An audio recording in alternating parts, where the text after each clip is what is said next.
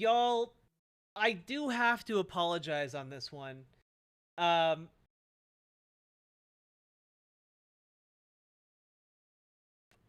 I don't think we're gonna cover this entire thing, but we're gonna be watching a debate and reacting to a debate on a show on YouTube called Side Scrollers. And the only reason I'm interested in this debate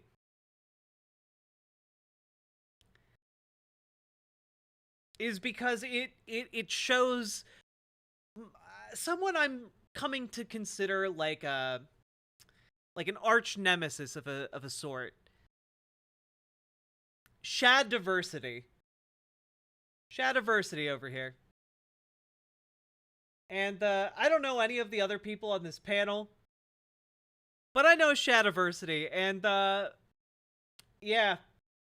Let's see him get into the debate arena. Let's go. We're not going to watch an entire 2-hour Shadiversity debate, but we are going to watch a couple of the topics. Like, I don't want to watch the collaboration, creativity and originality collaboration between humans and AI. I do want to know, should AI artwork be considered authentic art? Because that's basically Shad's entire purpose for existing right now. Does AI democratize art?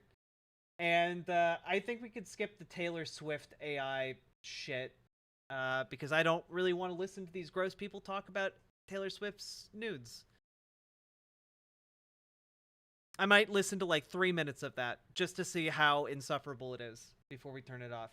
But anyway, here we go. The cruelty of democracy.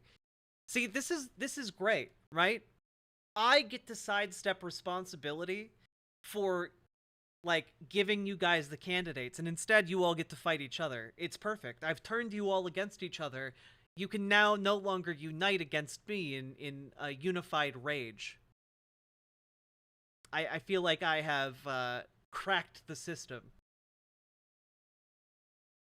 All right. I don't know. I wouldn't mind someone to push back. I don't know any of the other people here, so I don't know how much pushback there's going to be, but let's find out. All right, I want to welcome you guys out. Good to see you. Thanks for hanging out with us this afternoon. We have a special thing today. It is the great debate. We're talking about AI art this afternoon, and we have an exceptional panel of dudes here that are going to be extremely passionate about what we're talking about. A panel of dudes on the pro AI bros art being side. bros. We have some on the anti AI art side. But first, let's bring in Blabs. Hi, Blabs. How are you? Hello, it's Side Scrollers at night. Yes. After dark. Except Yeah. it's not dark. Start for me. Blabs, first off, Hi. thanks for organizing all this. This was your handiwork. Way to get going on it. So just Why does this guy have a restroom sign behind him? Like, I understand all the other nerd stuff. That's fine. I don't understand the restrooms. want to say good job to you. Thank you.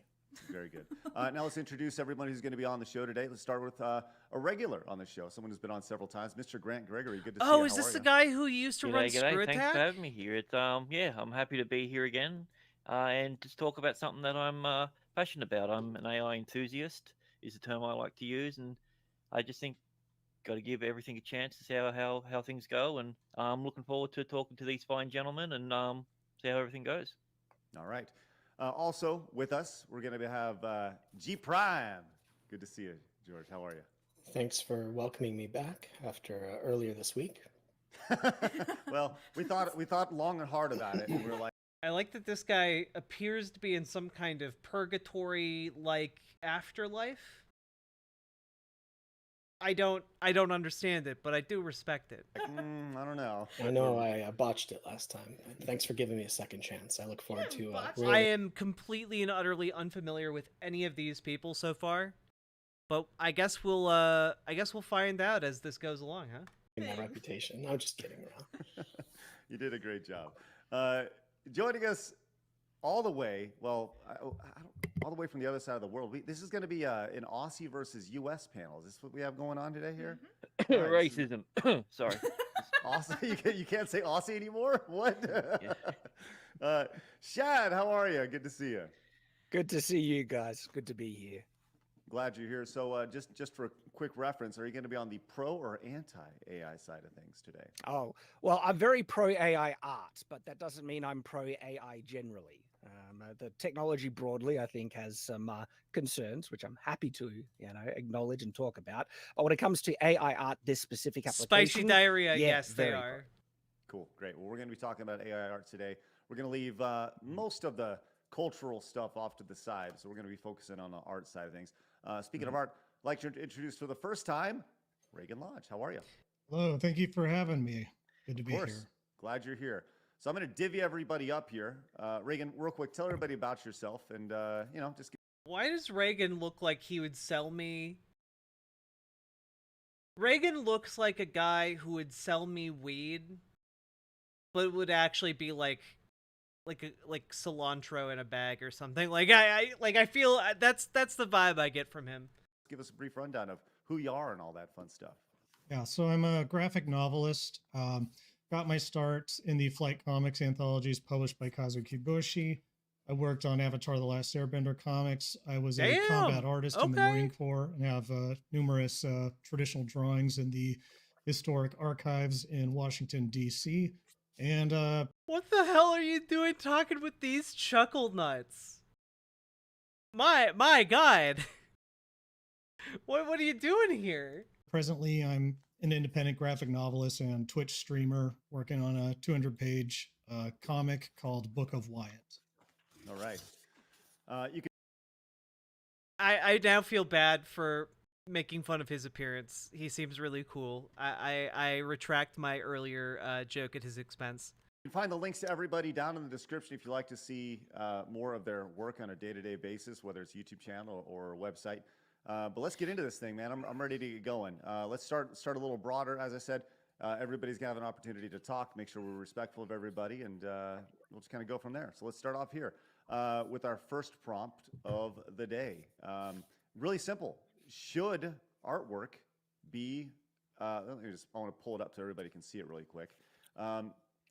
Should artworks created by AI be considered authentic pieces of art? Let's go and start with George first. All right. Well, I guess my question, I would answer that question with a question and say, like, let's pretend I'm a writer and I find an artist friend of mine and I want him to illustrate something for me. So I'm going to write him an email, type, and say, I want you to draw me, a cowboy shooting a thing and he's on a horse and here's the background, and I give him all the instructions. And then he sends me back this picture, and then, oh, it's great, it's perfect. Maybe I'll have him make a few adjustments, but when he's done, you know what I do? I sign my name on it and say, I did this. That's how I feel about AI art. Who is the illustrator of that piece? Am I the illustrator or is the artist? I asked. If AI is a person, is the AI the artist? Am I the artist for having typed into a text prompt? So I would hand it off to you guys. Shad, your thoughts? Well, it would still be considered an art piece, though. That doesn't really answer the question. That just raises the question If a person the did it, artist. yes. But if it's a genuine, interesting, image, right, that has been produced with human input. But again, the question doesn't really go. So to be clear here, Shadiversity's position is that if you are putting in AI prompts, if you're typing in prompts to an AI image generator, you are an artist. He considers it as valid an art form as like picking up a paintbrush, like drawing with a pen. He thinks that they are directly equivalent. And I know this because we've gone over several of his videos where he talks ad nauseum about that exact point. go into the core of it for me. You know, should is an interesting one, as in, should it be considered art? I don't think you can impose upon anyone that they should consider something art or not. Could we all agree that art is subjective? I think that's a pretty base, standard, objective kind of understanding of art is a very subjective thing. We have to define art first. Okay, Yeah, I'll say, but let's take a step let's back. nail that down. Yeah, let's because, take a step back. What is art? After you. well, I'm Art is interested to hear expression- what George thinks. For me, art is just it's an expression of oneself through any means that they can do. That's what art is. Art can be movement. Art can be drawings. Art is just expression. I have an answer, but Reagan, what do you think? Yeah, so I think that yes, I do agree up to a point that the definition of art is subjective, but etymologically, I mean, the definition of art generally entails craft, creation. Yes, I can see how you could stretch that to be like, well, this was created through some steps of removal from human hand by means of machine. But I would argue that even if you could define AI imagery as art, that it is not a human creation. It's so far removed that I think it would be more appropriate to call it content or a product rather than art. But I mean, as we've seen, yeah, you can tape a banana to a gallery wall and call it art. I understand that there is a lot of subjectivity there, but But like, okay. I know people really like, okay. Reagan is very correct here. To be clear, I will always go to bat for the banana taped to the wall. It is one of my favorite art pieces of modern times because it is just so goddamn funny. The banana wall piece of art, for those of you who don't know. Oh god. Can I get a picture of it? Yeah. Let's see here. Oh god. The pictures I'm finding. Here we go. So, this is a piece of art called The Comedian. Or just Comedian, sorry. And it's by an artist called Maurizio Catalan, right? So, for those of you who've never heard of this or have only, like, vaguely heard about it, like, the concept seems really stupid or lazy, but that's part of the joke. The joke is that this is a banana duct taped to a wall, being put on display as a serious work of art. It's literally called Comedian, and what's funny is that it comes with extraordinarily specific instructions for how it is to be presented, what the angle of the banana is supposed to be, what kind of the kind of duct tape, the angle of the duct tape, you know. It has this very specific set of instructions, and yet it is also considered a limited product where people have tried to buy it, and the artist has straight up just looked them in the eye and said, "No, it's a limited run. There are only 3 of them," and like the entire existence of this piece is the joke.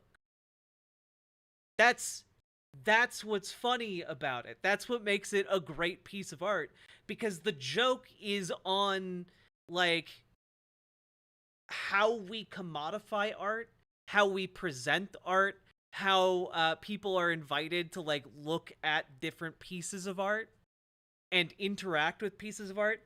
Like, it's a banana duct taped to a wall. There's one of the places it was on display had a hungry college student in the museum, the college student just walked up to the banana, ate it, and then duct taped the peel back to the wall, and the museum just left the peel on the wall. Because part of it is how people respond, part of the art is how people respond to it, right? It's the interplay between audience and art, and that's partly what this is highlighting. It is great. It's wonderful.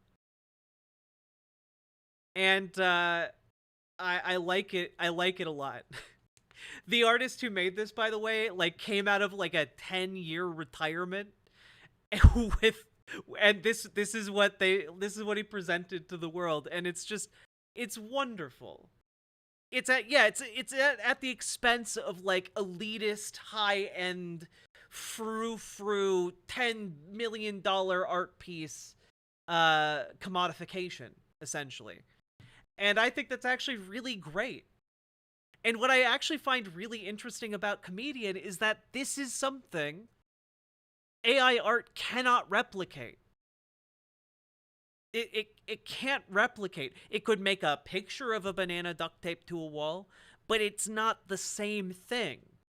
Showing you a picture of Comedian is not the same thing as it actually existing in like a high-end museum. It's wonderful. So I think actually Comedian is a great example, or a great counterexample to AI. Yeah, it's the emergency wall banana.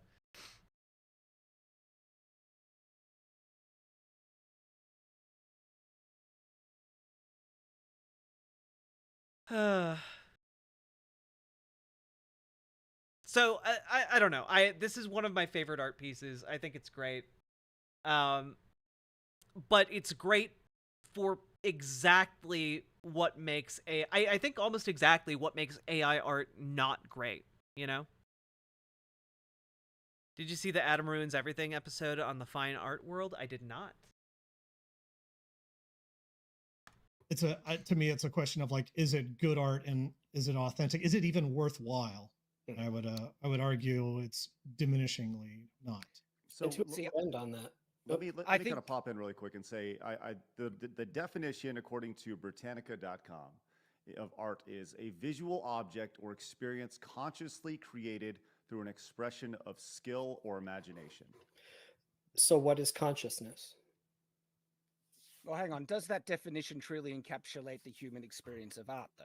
Because I think if we were trying to acknowledge broadly the human experience of what is art, and when I think about this, I come down to two primary kind of interactions. One, it's a type of expression, which is an external kind of thing from one person pushing something out. And then two, it's an internal thing where we see something and we bring it in and it causes an emotional reaction, maybe a positive one or something like that. And those are the two, in my mind, the two fundamental primary interactions of how we define art. And this is why we express ourselves with art, and it doesn't have to be visual. It can be physical. This is why we call martial arts a type of art form, because you're expressing yourself physically. And also when we see something that moves us, right, that we had no hand in creation at all, we then want to capture that image, put it on a wall. Sorry, I just opened. I wasn't aware of this. I opened the Wikipedia page of on Comedian, right? This is incredible. In the morning of Sunday, December 8th, 2019, Comedian was removed from the art fair. The curators removed the piece because they were afraid other art would be damaged by queuing crowds. After the removal, the gallery released the following statement. Comedian, with its simple composition, ultimately offered a complex reflection of ourselves. We would like to warmly thank all those who participated in this memorable adventure, as well as our colleagues. We sincerely apologize to all visitors of the fair today who will not be able to participate in Comedian. Which is great, right? Like, and I think that this is part of the issue, which is that art is a participation. It's an act of communication. It goes both ways, you know? And I think that that's really important to recognize. My dude, thank you very much for the raid, by the way. Welcome, raiders. How y'all doing? Come on in, make yourselves warm by the content fire. Shout out my dude. Welcome, raiders. Come in, say hello, and consider hitting the follow button. I'd very much appreciate it. Let's go.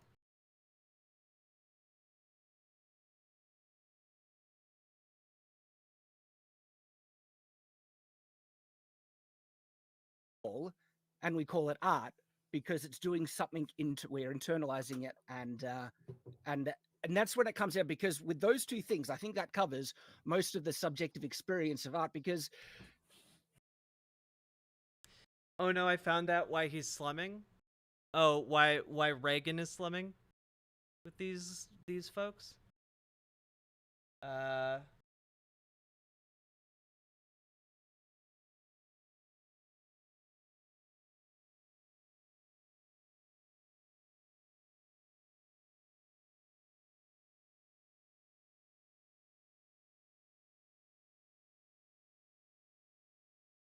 Oh!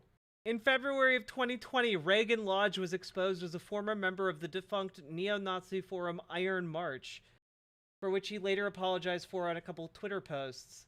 And he continues to be active in neo-Nazi circles. Oh, okay. Well, I unapologize. A Nazi furry that never happens.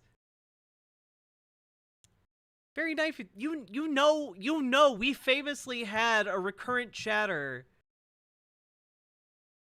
who outed himself as a bisexual furry fascist.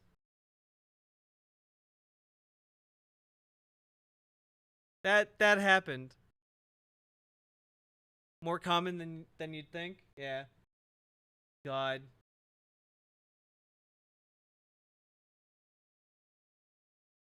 it's any definition that we try and impose on top of, I think, the base kind of acknowledgement of our interactions with art as I've been explained. Very nice with that. Post the Kappa emote you would like to see in the emoji suggestions on Discord. Right? You cannot impose upon anyone else. You can try and say art must be this, must be that, it must be involve this, must involve that, and that's not going to mean spit to someone who disagrees and says, no, I think this is art. Because art is ultimately subjective. And it comes down to those two primary interactions when I really observe how people interact and define it. Okay. I would propose. Go ahead, George. Hey, Midnight and All Night. I was doing some thinking about this. I'm not an expert on this subject either. I don't know what Merriam-Webster would say, would disagree with me or not, but I identified at least 5 what you could call pillars of what art might be. I would submit this for everyone to consider. 1, self-expression. You do not need an audience for this. I can draw an amazing sunset that I saw or paint it, and I don't think anyone would argue that. Wait, are you fucking kidding me? Wait, I just looked up G Prime 85.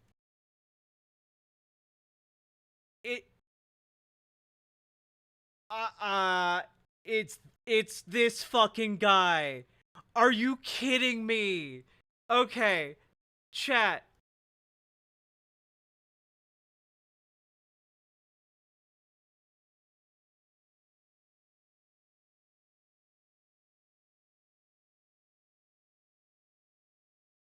I need to find like the example of one of the comics he put out.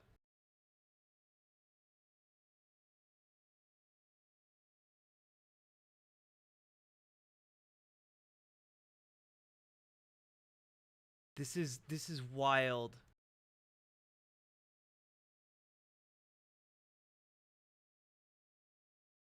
It's this guy, folks. He makes insane conservative, like stone toss level cartoons. No way. Yep. Oh my god. Oh, this is a who's who of like terrible people. What is this? This guy like posts the weirdest shit. Like, I mean,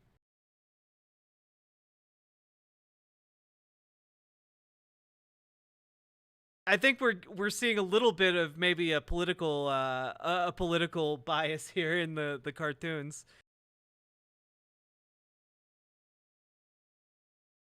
Like his work makes Ben Garrison blush.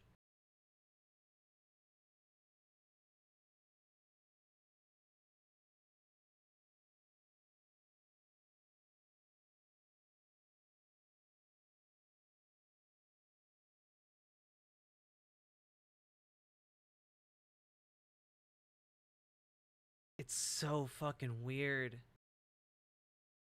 I'm scrolling through like the videos on his timeline, so I want to make sure that or the media on his timeline, I want to make sure it's fine. I mean, like, what is this? Like, what the hell is this, right? That's Matt Walsh, right? And that's Ben Shapiro.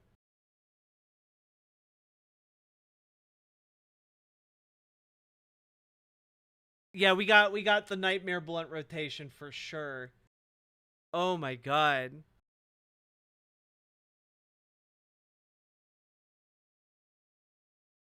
I mean, like,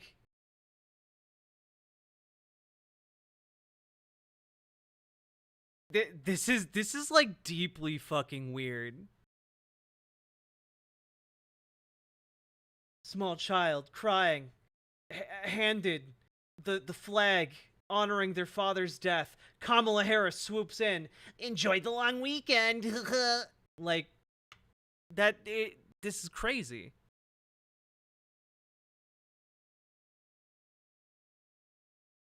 This out cringes Stone Toss, right? Like, the part that's weird about it is that this like has a lot of good technical aspects, but like the actual content is insane. Okay, now I have looked up these two people. I know Shad. Who is Mr. Grant Gregory?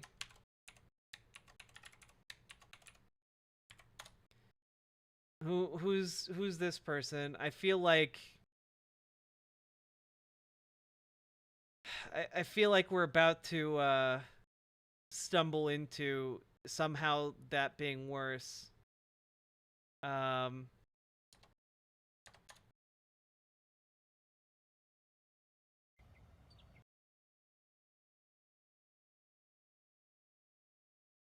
Mr. Grant Gregory, maybe they're like the least objectionable person here.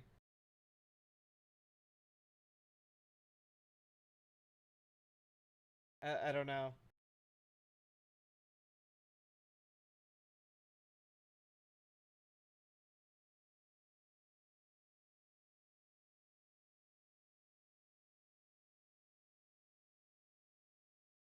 Behind the mic with Nerdrotic. Okay, no, they associate with these people.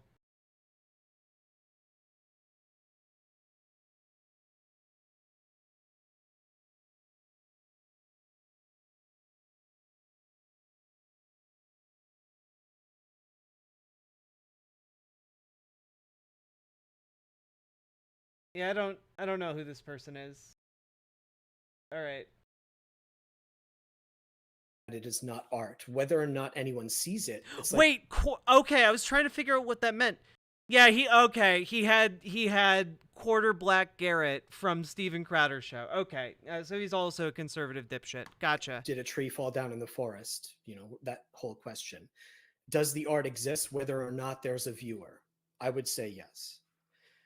2, communication. Art is about, I am going to create an image or something that engages one of your 5 senses at least, and I will use something called a medium, painting, music, whatever, that will communicate to a third party. So, or really, it's just the 2 people. So, creator, recipient using a medium. That's 2. 3, I would argue it requires some form of craftsmanship or skill to create. There is low art, there is high art, and there's all kinds of things in between.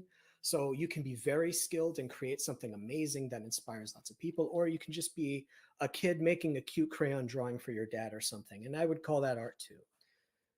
Number 4, and I think this is going to be the thing that I would argue the most about, is you need agency. You need. Oh, okay. I also looked up this Blabs person down here. Literally one of the first posts, aside from Helldivers and a tribute to Richard Lewis, is responding to the Rowling Library, saying the Harry Potter story is incredibly affirmative and positive about love and self-acceptance. That's our priority. What's on screen? I don't know how to feel about this. And then literally everyone responding to her is like, yeah, it's gonna be shit. Deep down, you know it's coming. The changes. Red flag. They're gonna go woke. Okay, just to understand the political bent we're dealing with here.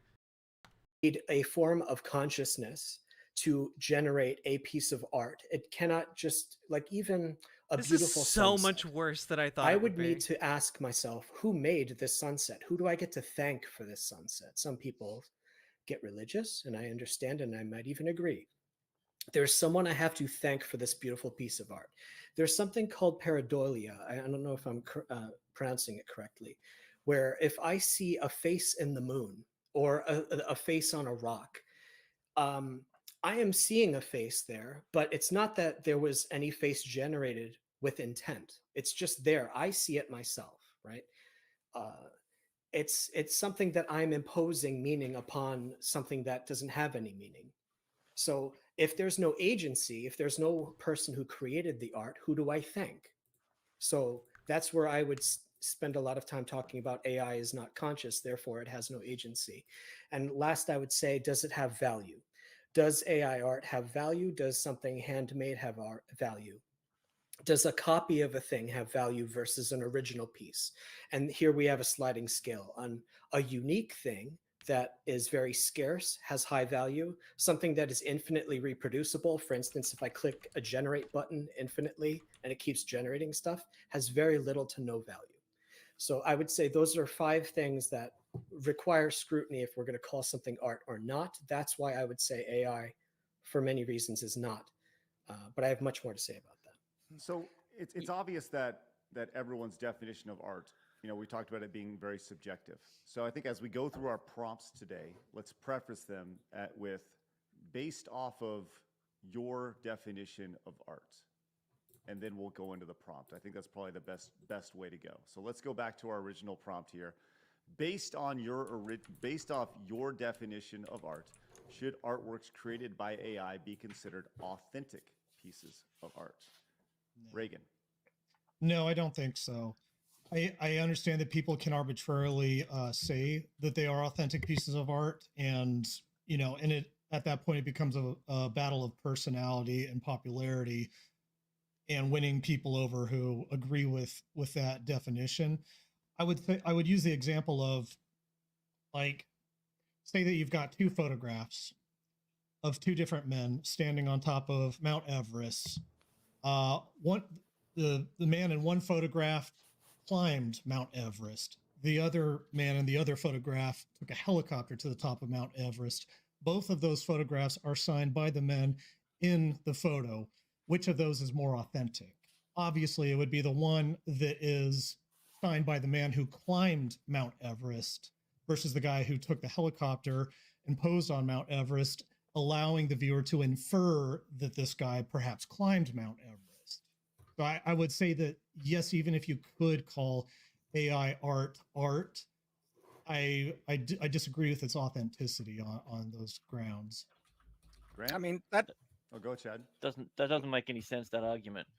What Well- it when it comes to a person being on top of the mountain and someone taking a photo, the backstory is completely irrelevant to the photo. There, you're No, it's- inferring it's it's not. up to it. Disagree. It's yeah. Well, if I what I was going to say, it's completely subjective on what the person values. If someone is a helicopter enthusiast, they might value the picture taken from the helicopter more. You're imposing a subjective standard as some type of objective way to measure the value of art, which you can't enforce on others. People will value it differently based on their own experience. right, and they're going to value and- it based off the perceived popularity of the person in the image. Not necessarily. Oh, not that necessarily. that is a big factor. No, but not always. You're trying to here's- impose it how as about a this? universal. It's actually kind of shocking to me, but Shadiversity might be the least bad person on the panel. Maybe Mr. Grant Gregory is the least bad person, Shadiversity being a second bad, like least bad, but like it's kind of wild. Standard. A baseball player hits a home run, and then another baseball player who uses steroids hits the home run. Which home run is more valuable, and which gets disqualified? It depends on the individual. If someone's a steroid Steroids enthusiast, disqualify you, dude. if someone enjoys steroids, they might value the other one. You're trying to impose your Yeah, your I don't- standard, your subjective That's standard as cheating, an Bob. objective It's thing. cheating. Yeah, but Well, okay, and what there if is no someone cheating likes in art. cheating? That's the point. That you're You're using something trying that has to a quick impose- defined set of rules versus AI something that right, doesn't. is not only cheating; it's a scrub move. But It's that's like your using a headshot interpretation. script No, and- no, no. Oh no, they're all stupid. I mean, of course they are. They're fascists, but like my god. The argument here is pretty simple to me, right? Why is Blabs bad? I looked up her Twitter. She seems to be like a transphobic, like anti-diversity type, shit poster on Twitter. She's not a Nazi as far as I can tell, but she's not a good person.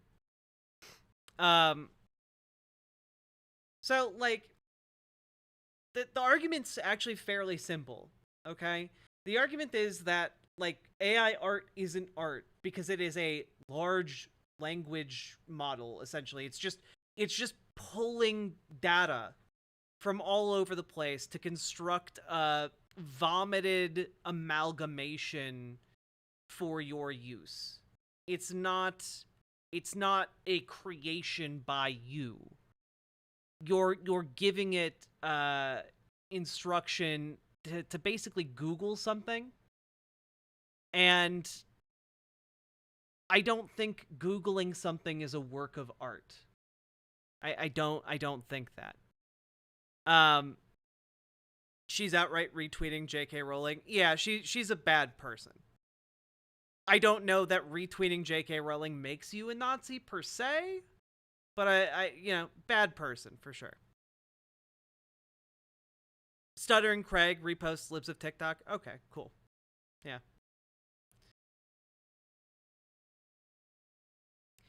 Like, I think the argument is simple. Like, it's theft from a million different artists. You are not actually creating something. It is an amalgamation, a homunculus of a bunch of stolen data. That's not art. It's just not.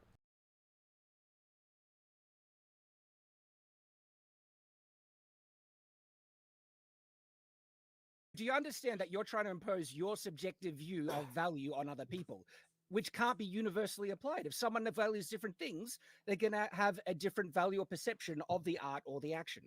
I mean, a lot of people value like absolutely abject porn and stuff like that. And I mean, and so it's You don't like, have to. Yeah. Like, And that's why that- it's in look, museums, Reagan. No, this is why a lot of your definitions ultimately are going to be pointless. Like, do you have a problem with people who value AI art as art?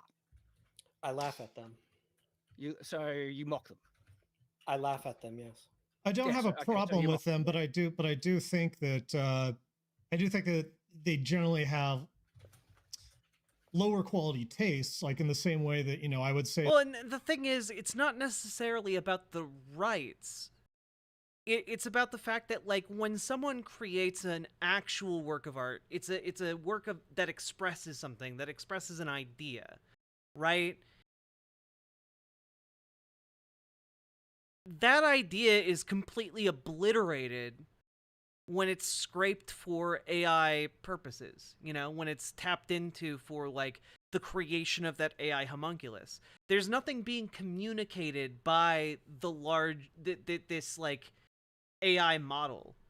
There's nothing being communicated by it because it is not a person that can communicate. And you aren't inputting the thing that it's communicating by typing into it.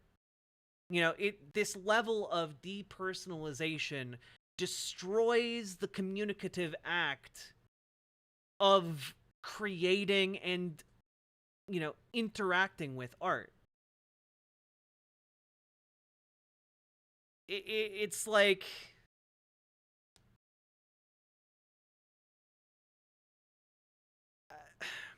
how do I put this?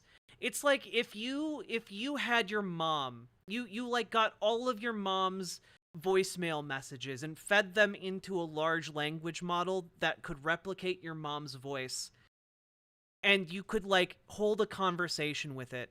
Would that be communicating anything to you? Would that be communicating anything to you? Would there be anything of value from that?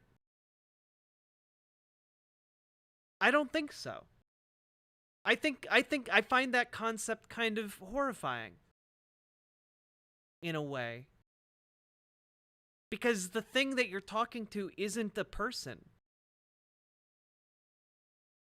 It's a device that tells you what it thinks you want to hear. And yeah, of course, it depends on your relationship with your actual mom, you know, but like, there is an impersonality to this type of technology that is not suitable for the creation of art. It just isn't.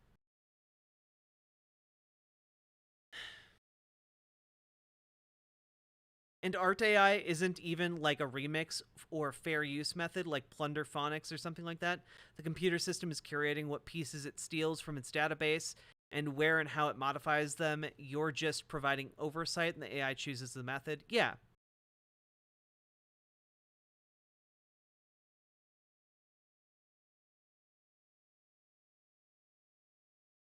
Like people who are easily, you know, thrilled by TikTok and scrolling TikTok for several hours probably have low quality taste, but do I think they're morally wrong? I mean, it kind of depends on the content of the art. I would say that the advent of AI art is a lot more disastrous for information and media as a whole, in the same way that, like, yeah, you can argue like, well, it's made things so much more efficient. We can make so much more content now. We can make so much more stuff. We can make so much more kipple, as Philip K. Dick would describe it. But like, it's like, I mean, by the same logic, you know, making drone warfare has made combat a lot more effective, but it's a reality that's rather ghastly, even though I accept that it is reality. I mean, McDonald's is popular. Does that mean it's better than a juicy filet mignon? I still think like even if you like depersonalize it to like director giving direction to assistants in the creation of a piece of art, those assistants are still making artistic choices, even if they're following like the directions generally. They're still putting some of themselves into the overall work. And I think that matters. They're not machines. I mean, you could say it's You valuable. guys are the only ones that are arguing about popularity. We haven't brought up anything about Value. popularity or anything. Value. Value Yeah, but subjective. popularity and value are two completely different things. I And would also say The they MCU is overlap. popular. Yeah, They- but see, a lot of things overlap, but just because something's popular doesn't mean it has a value to it. It's how you value it yourself. That's what I'm saying. It's about how you take in whatever piece of artwork it is. That's how you gain value of what it means to you. Well, I'm just saying it's not even artwork. we don't care. I didn't ask. Well, then why are you saying it? Why No. are any of us here? I'm saying the person. No. There is no Because- person who made the AI art. AI is not conscious. It cannot That's a make different. That's art. a different topic. We'll get to that. We're talking. I think that there is a difference between appreciation for something and what we get out of art. You know? I think we can appreciate and this gets into like a bit of a nuanced tightrope walk. But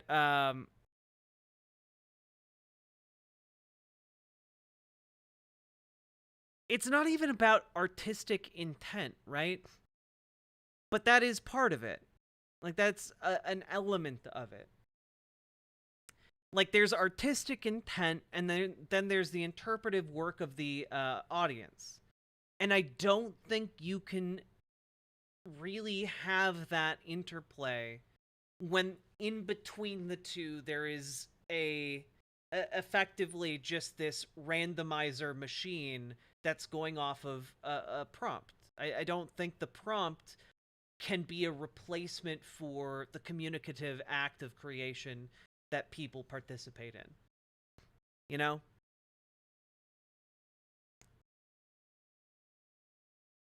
I think the act of creating something is communication. You know, sharing this agency over the world. And I don't think that replacing that act of creation or outsourcing it to a robot that then steals from other artists to create the thing it thinks you want to hear or see, I don't think that translates into an artistic piece, you know?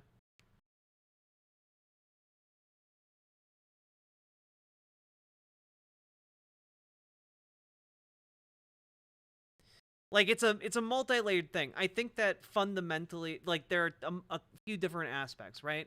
Like, on the one hand, there is this bastardization of the very act of creation itself. And on the other hand, there is the problem that art is meant to communicate. You know? It is meant as a communication tool, and AI as a vehicle for that is specifically designed to not be able to do that. It, like, you could, if you were to create a tool to communicate, AI is almost like an AI image generator is almost the worst thing you could make to try and do that.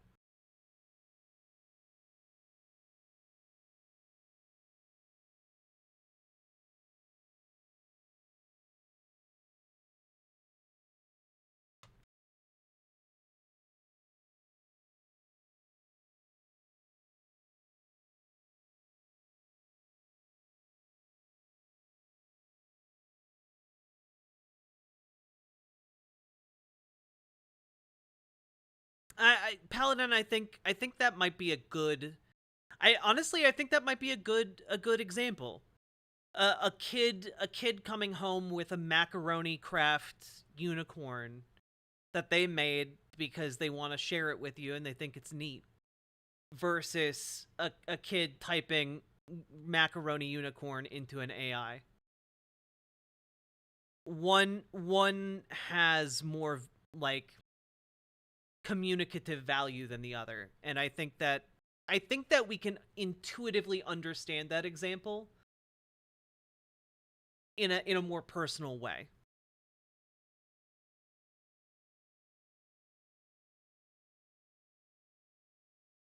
Pastulins, I do think it complicates the conversation for sure. Talking about the My four pillars, value my people. five No, pillars. we're talking about the value, the perception of art, right? And the thing is, though, my point Okay, is, if I someone could take a believes it, crap no, on the hey, floor let me in a if museum. That doesn't mean it's valuable. Hold on, George. Hold on. Let him finish. Let him finish. Go ahead, Jack. my point is if someone believes it to be art, you can't rob that of them. They're entitled to think it's art. If it's art to them, it's art to them. What can you do about it? You can't do anything because they can believe it's art. And under the most... Well, I think found art tells us a lot. about the people who made the art. But if you knew that the found art was made by AI, it wouldn't tell us, it would tell us exactly diddly shit, you know? Like, the reason, like, stick figures drawn on caves 20,000 years ago are interesting and hold such immense, like, communicative value is because a human being made them to communicate something. Even if we don't know what it is, the act of trying to figure it out can be immensely valuable, right? To not just, like, us as individual audience members, but also to, like, wider society.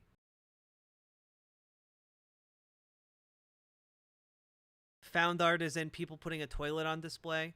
Well, I mean, I think that that is also different, right? Because what that does, it's like photography, right?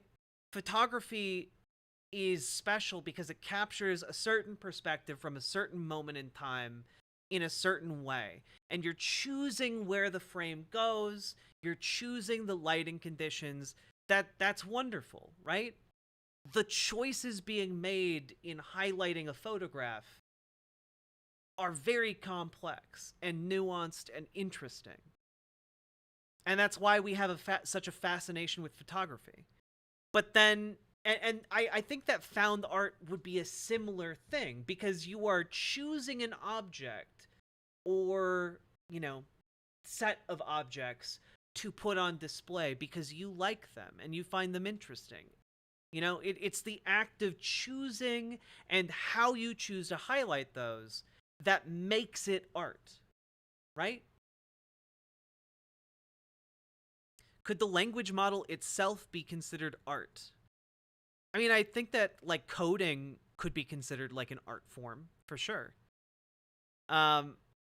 Maybe the language model itself could be considered art because it was created. I don't know that anything that would come out of it would be considered art necessarily. So could you position generation prompts and what is fed into LLM to be similar to photographic perspective? I don't think so. I don't think so.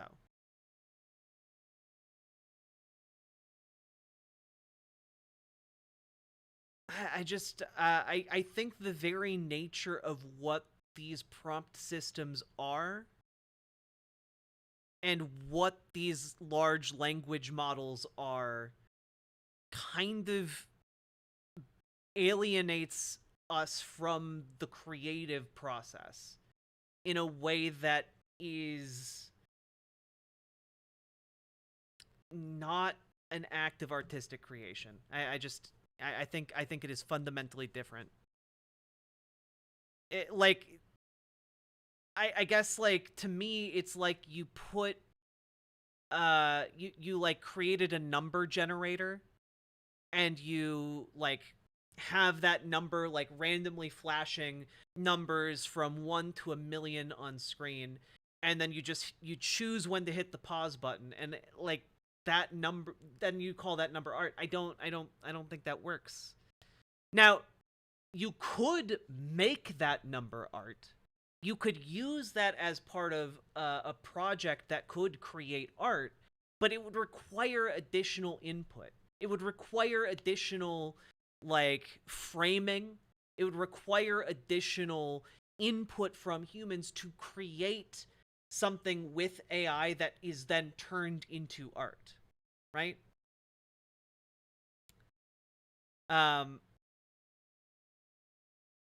But then we're not talking about AI art anymore, right?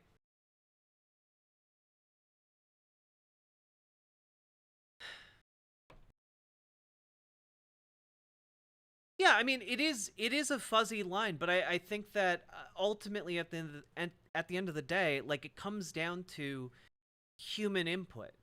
Like, if you're just, like, I made this in an AI art generator. I typed in Abraham Lincoln with a samurai sword. I'm an artist. See? And you post that to Twitter. I don't think that is art. I don't think you are an artist. I don't think you created anything. I think you effectively stole something, and you're not communicating anything. You're not showing off any technical skill. You're not showing off anything of value, really. You're just taking a randomly generated set of data and presenting it to the world as if it is an act of creation. And I don't think that that is the same thing.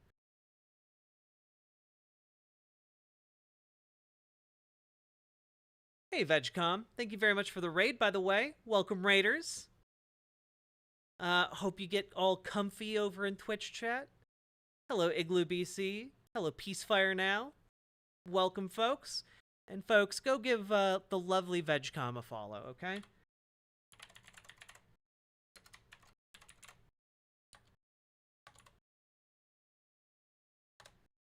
There we go. And yeah, it is okay to disagree. I mean, I don't think it's the philosophy of art, necessarily. I think that there is a component of creation that needs to go into art. And my argument is that these large language models disrupt the act of creation itself. So that's kind of my argument. I think if you, like, for example, if you found like a piece of AI art on the ground and you thought it looked pretty, I think maybe you could highlight it in an interesting way as a piece of found art. Maybe, you know? And I think that that would be interesting because it would carry with it a lot of interesting questions about our society, right? Like, how it got to where you found it. What brought it there, and the story behind it, and how you came across it, why you chose to highlight it. Like, these things, I think, could incorporate AI art, but I don't think just putting in a prompt and generating a piece of AI art is in itself art. I don't think just generating an image from a random image generator creates art. There needs to be additional creative input.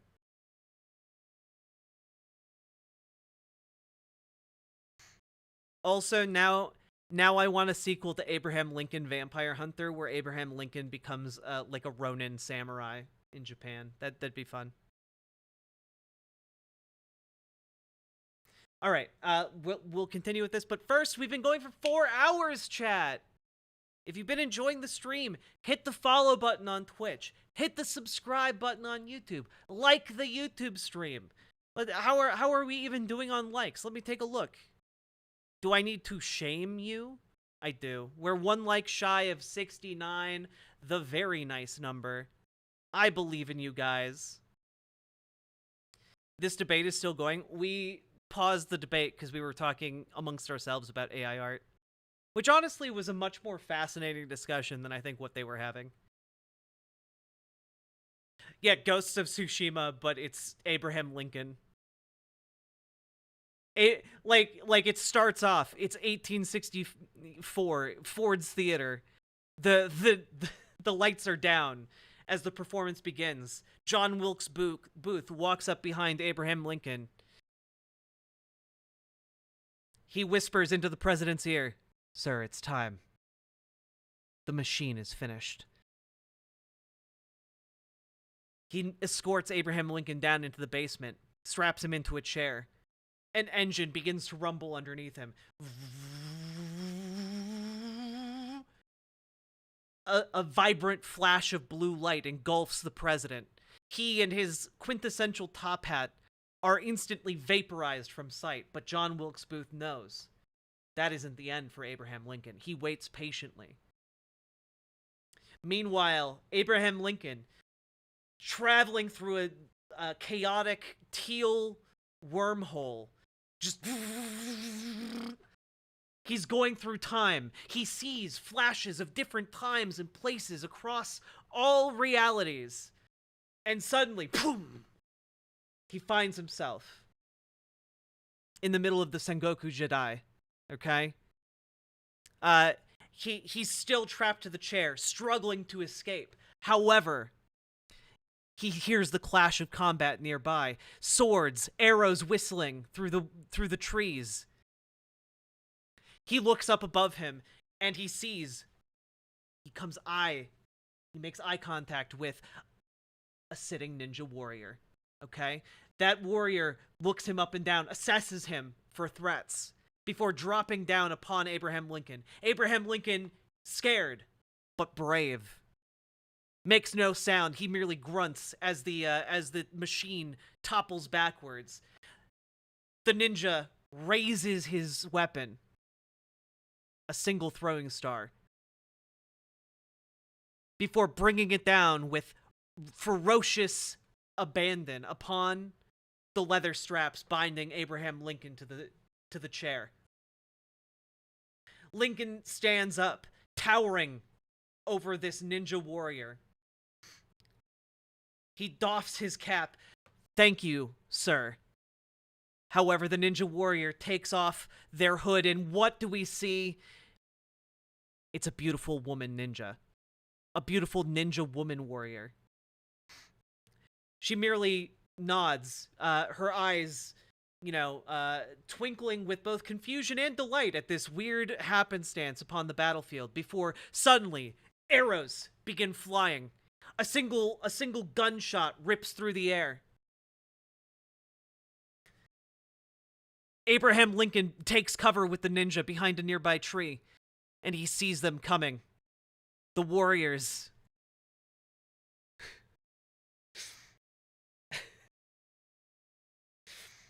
He realizes he's standing above a corpse of a fallen Ronin samurai. He picks up that samurai's katana and readies himself, steels himself for the battle that's about to come. He exchanges a small nod with his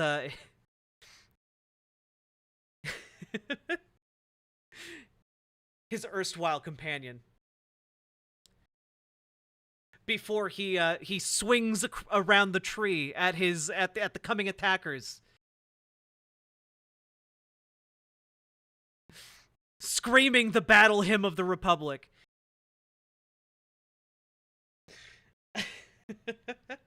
And that is how we begin Abraham Lincoln's Samurai Warrior.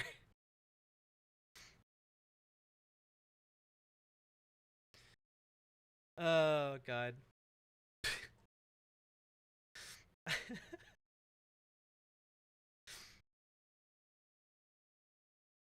Beautiful ninja woman warrior sounds like a baller action movie. Thank you. Thank you.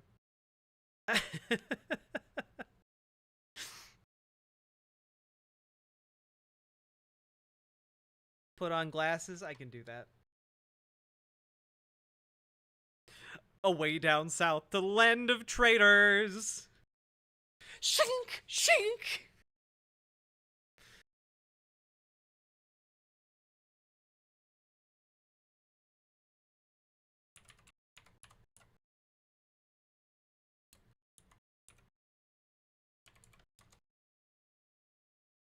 No, the Sengoku Jidai was like the like 1400s, 1500s. I think maybe even a little bit into the 1600s. So it would have been like 200 to 400 years earlier.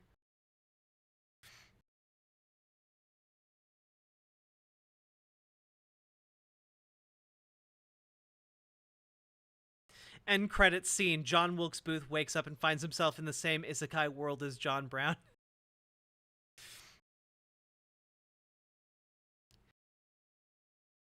No, you see, that's the twist. The twist is that Abraham Lincoln has been sent back in time to the Sengoku Jidai because he needs to track down Robert E. Lee. The Confederates have made a breakthrough in time travel technology. The war is still going on in 1864. He needs to track down Robert E. Lee and end the support in manpower they're getting from the soldiers of the Sengoku Jidai. He's there to set right the timeline. And when all is said and done, he must return back from whence he came, knowing that he walks to his death in Ford's Theater. A true sacrifice from America's greatest president. Aren't the Sengoku Jedi the wizard ladies from Wheel of Time? I haven't read Wheel of Time, so I don't know. But the Sengoku Jedi is also called the Warring States period in Japan. And it's... let me tell you, as far as like time periods to study that are just like full of insane shit, the Sengoku Jedi is like basically one of the like most happening time periods on Earth. Just betrayal, love affairs, like my goodness. Blood and steel.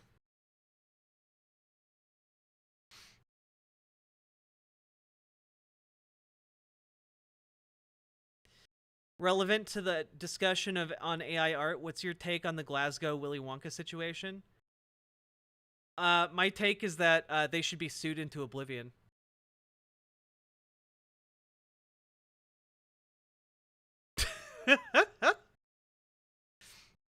Chat. We have used an AI image generator. Melee Ethos, thank you very much for subscribing to Twitch. I appreciate it. Also, Mr. Fresh, thank you for hitting the follow button on Twitch. I appreciate you. As well as Peacefire now, I appreciate you as well. We used an AI art generator to create an image of Abraham Lincoln as a samurai warrior. Here's what the AI image generator came up with.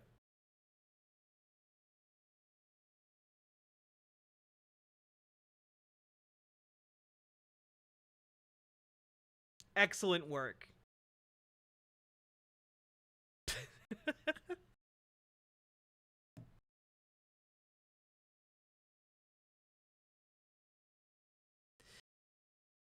GamerG, my take is that if you were ever to touch the Willy Wonka IP ever again, why would you not make the glass elevator? Like, Willy Wonka and the glass elevator is like the coolest story from the Willy Wonka universe, and they don't do anything with it.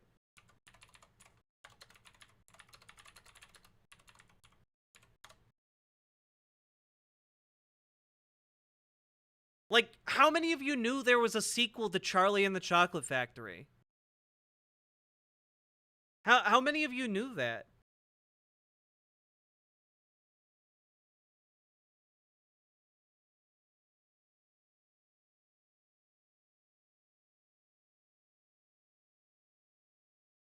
Knew about it, but I never read it.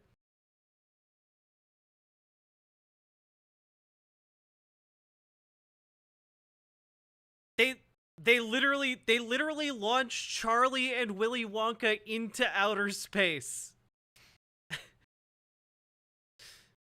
It's wonderful that Willy Wonka and Charlie get into an elevator at the chocolate factory and it blasts them into outer space.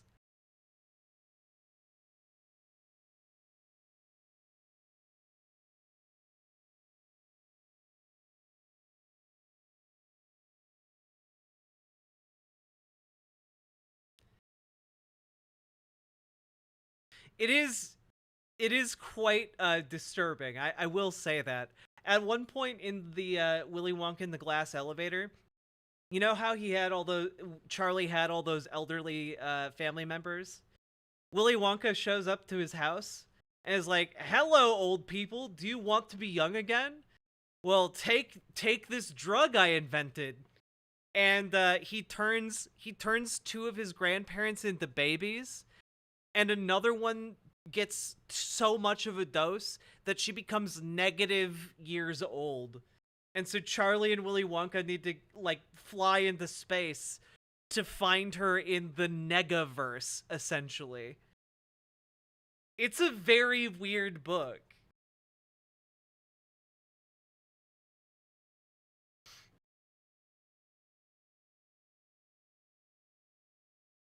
Good night, Peacefire Now. That sounds amazing, right?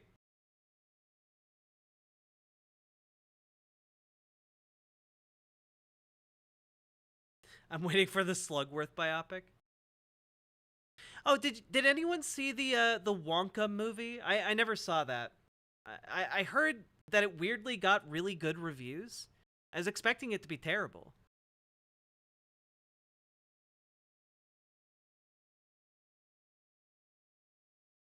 What happens if her age goes into the positive when she's already in the positive verse?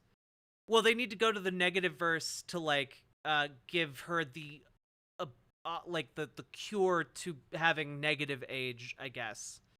I don't know. It was okay. Some people liked it. I didn't. Gotcha.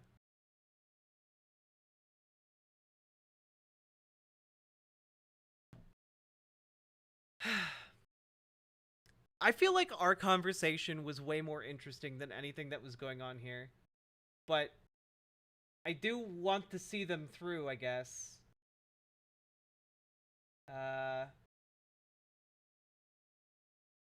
True definition. If someone genuinely believes something it is art, it qualifies as art because it's art to them. And you can cry about it as much as you want. You can't take that away from them. You don't have to I mean, think it is. ult- They're not trying to ultimately what- force you to agree that it's art. Yeah. I mean, But what that's it. ultimately what AI makes a lot easier is it's able to just zero in, go straight for the throat of people's visual dopamine receptors in a lot of ways that admittedly like traditional or even digitally manually drawn art can't do, because those things are limited by human factors of labor, the artist needing to sleep, and so on. With AI, the big problem is that, I mean, you can generate so much abject stuff that is just wondrously high detailed, but has the cognitive effect of visual fentanyl, which is what I would describe the majority of AI art to be like. I mean, The yeah, unsealing obviously cord. I have no control over whether or not people view it as art or legitimate. I just think that even regardless of what they're going to define it as, I think that it is going to have, and it is having disastrous effects on people's perception of media, art as a whole, and eventually society. All right, George. I think we'll get to that, what you're talking about. It's a bit Okay. off topic if it Yeah. is actual art or not, because it goes down to exact the point that I was saying. If it's art to someone, it's art to them, and you can't rob that. You don't have to think it's art. I don't think they're trying to force you to acknowledge it's art, but it seems like you guys are trying to say, no, you can't call it art, and it offends me, and I'll mock you if you think it is. It doesn't offend me. It just Well, it it's offends kind of George. right. I see it as the effect of like somebody who skipped all the martial arts lessons but bought a black belt, telling me that they're a martial arts master. It's like I'm not going to be threatened by them, but I am going to, Hang on, has No, anyone go. actually done that? Like, does any AI artist like? I feel like my position can be summed up very succinctly as somewhat analogous to this, like just Hayao Miyazaki reacting to AI movement for the first time.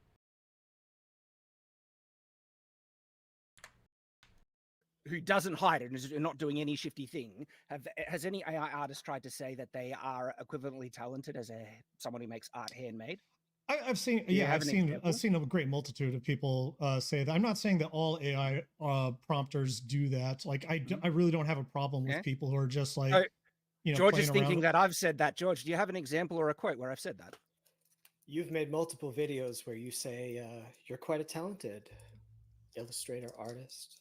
No, average actual hand illustrator, but that I am an artist. I mean, if you're gonna try and quote me, I'd like you to do it accurately.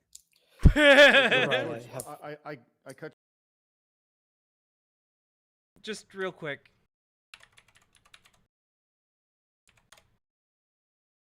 Just real quick. Real quick. Art is. Hey guys, Just real quick. Where are your AI art videos? I know they're here. I've seen them.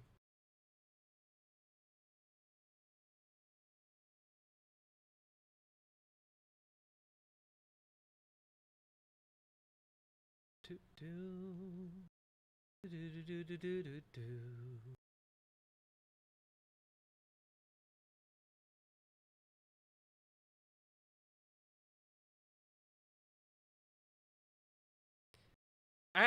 Did he delete one of his AI art videos?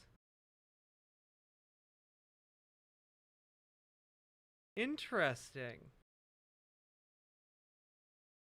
I know he had multiple. I thought he had multiple AI art videos on his main channel, but yeah, just this one is still up from 4 months ago. Weird. Cut you off. I want to make sure everybody has an opportunity to speak. George, what were you going to say before? Thank you for your patience. Yeah, so the value of art is subjective, like you were saying. I'm trying to argue that, say, a banana taped to a wall could be sold for $1 million. Does that mean it's worth $1 million? No one dunked on me for most people liked my video dunking on him for his shit art. Most people liked it. But maybe that's not even what we're discussing. I'm saying the banana taped to a wall is not really art, it's a joke. Boo! It's a meme. You're a joke. An image created by AI is. Wait a minute. You make memes. Memes can be art, my guy. Jokes are art. Like, the fact that it's a joke doesn't mean it's not art. You just contradicted yourself. Is just that. It's a JPEG. Is it art? No. Is every piece of art that's ever been made, like every JPEG that Wait, was he about to say, is every piece of art that's ever been made art? The video where Shad really wants his wife to be depicted as a teenager? Yeah, GamerG, that video. I can upload, I could do an illustration. Oh, maybe It's Sam not and Moose. art. I don't know. Not all JPEGs When people are little shits to me on Twitter, I just mute them. art. Therefore, I don't see how a person generated something using a machine. Yeah, the Superwoman is one. able to call it art. In this same way, I could make a crap illustration, say it's art, or a banana taped to a wall, or a toilet in the middle of a gallery, just because it's in a gallery. And again, the toilet in the middle of the gallery is interesting. Like, the fact that what is it called?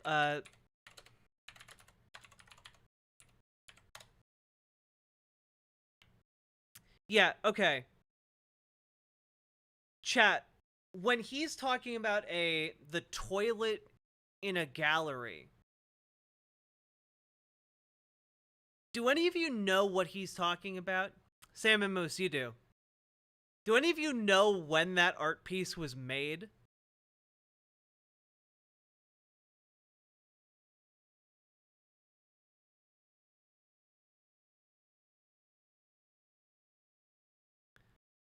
Do any of you know when that art piece was made? Was it back in the 60s? It was made in 1917. He's talking about it over 100 years later. He's talking about it over 100 years later, chat. The fact that they are talking about it 100 years later is kind of validating the point of the piece.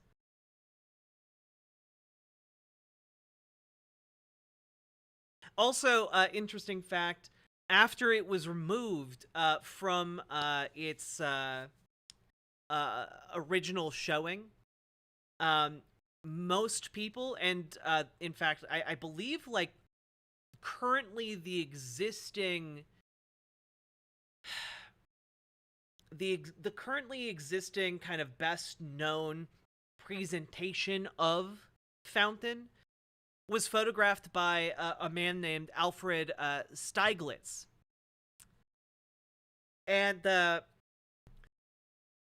Alfred Stieglitz is considered like one of the founding fathers of photography as an art form. Like, he's like considered like one of the first fashion photographers, one of like the preeminent like guys who did cool shit with cameras.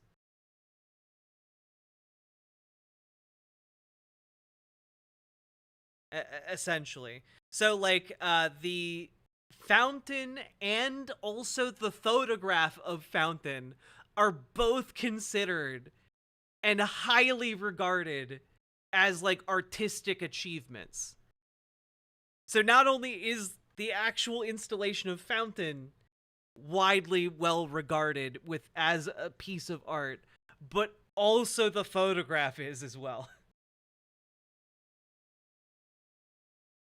He doesn't mean. But it's- yes, Nazis hate Dada artists, Dada artists, Dada as a Dadaism, I believe it would be called.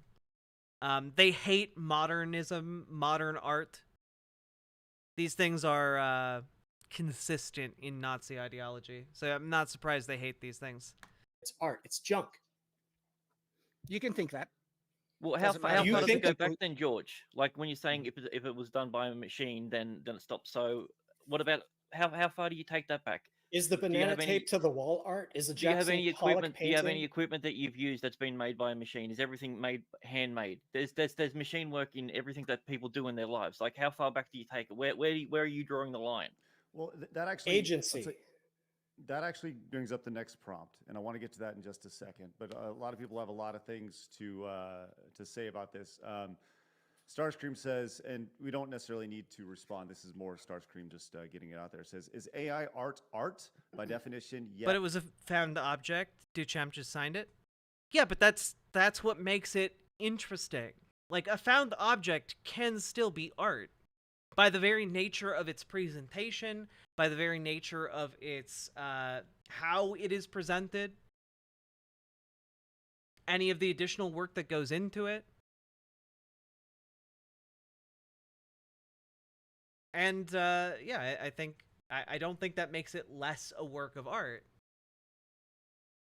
especially considering that I feel like if there were any doubts that that a found object could be art, the very fact that merely presenting it as art was enough to get us talking about it and debating its merits over 100 years later, I think validates Duchamp's initial artistic point.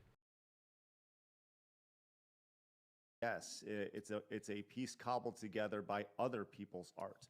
Where is the artist in AI art? You didn't draw it. You put in prompts. It spit out a piece cobbled from others. Oh, not a quip. Basically, Shadiversity made like a lot of weird comments in his video defending AI art about like how he wants to only depict his wife in art. So like if he makes like a picture of Supergirl in like an AI art generator, he wants it to look like his wife. And then like he makes his wife look very young. And it's to the point where it's kind of weird. Thank you so much, Starscream. It was a $50 donation. Phoenix came in. Can I just jump on and make one quick remark there? Yeah, it's Grossly real fucking misunderstanding weird. how AI art generates art. To call it a kind of collage cobbled together machine, unfortunately, that is not how it works at all. And it's far more complex and sophisticated. And there are multiple ways to make different types of AI art, which we'll get into a bit later, I'm sure.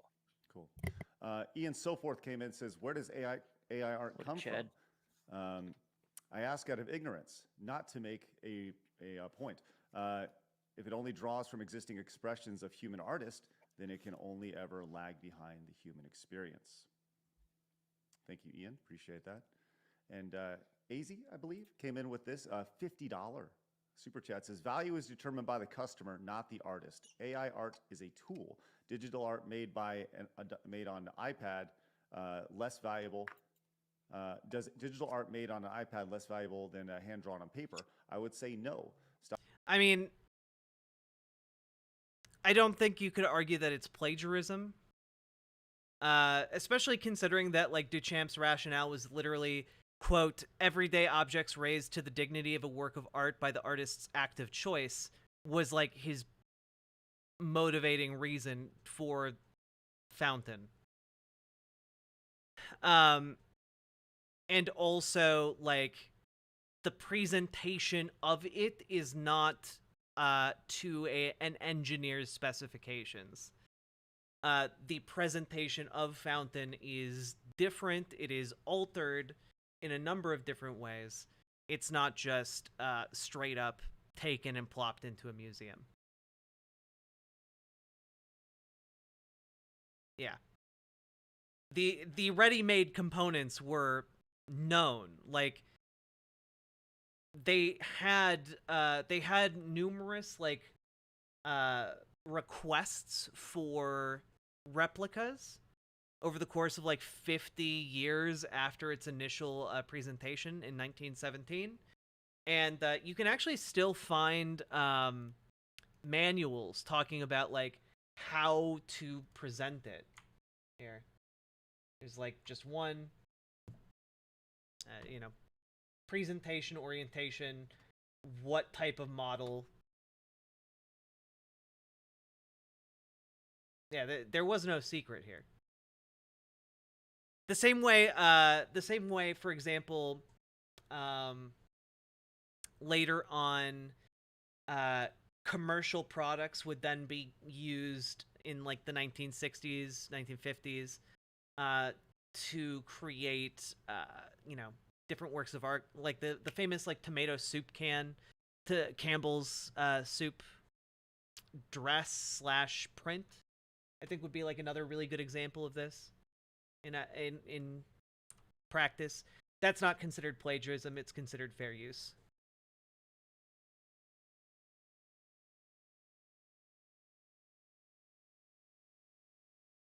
I mean, he gets away with it because it's a product put out into society for use, and his use of it is fair use. Like, yeah. Like right now, I'm making my art on a Windows computer, guys. Am I plagiarizing my work because it's being done using Windows? No. No, I'm not. So I think this argument doesn't really go as far as you might think. Stop moving the goalpost because you can't compete. Learn to adapt. I would actually say, as somebody who has extensive experience in both physical media and digital media, that like even though I do a lot of work digitally. Did you get your key from Reddit? I do. Nah. I'm under no illusions that my JPEGs are worth more than my physical media art. Obviously, yeah, there might be some collector of NFTs who might be willing to say otherwise. Generally speaking, though, from a matter of scarcity and reproducibility, the physical one-of-a-kind object is more likely than not to retain and appreciate in value. Can I jump in? And because one of the things that I think gets lost in this discussion on whether AI art is art or everything is that a lot of the critics who approach it are only approaching AI art as one thing, and they kind of belittle and reduce it down to one type of expression. And I'm just wondering if, two gentlemen we're opposing here, do they know the main primary different ways in which people can produce AI art? Are you talking about like through prompting or through like cycling the image multiple times into like Stable Diffusion or something like that? Yeah, the different methods that people use to make AI art. There are some pretty significant big ones, but people always, when they're talking about AI art, if it's art or not, they reduce it down to just someone copying or spitting out a low effort prompt and clicking generate randomly until they get what they want. And I understand that a lot of people, well, maybe not a lot, but an insignificant number of people do feed their own image, their own manually drawn images, or other images that they own the rights to, that they've created in some way. They can feed it into an AI engine and have it, edit it through those prompts that they put in afterwards. Does that kind of like tie into what does that answer your question? Yeah, I've got an example right here if Blabs wants to bring that up. Okay, and so this is an Oh no.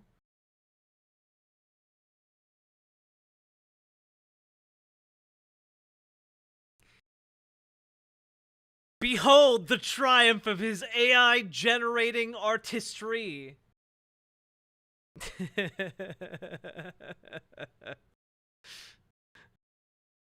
Oh no.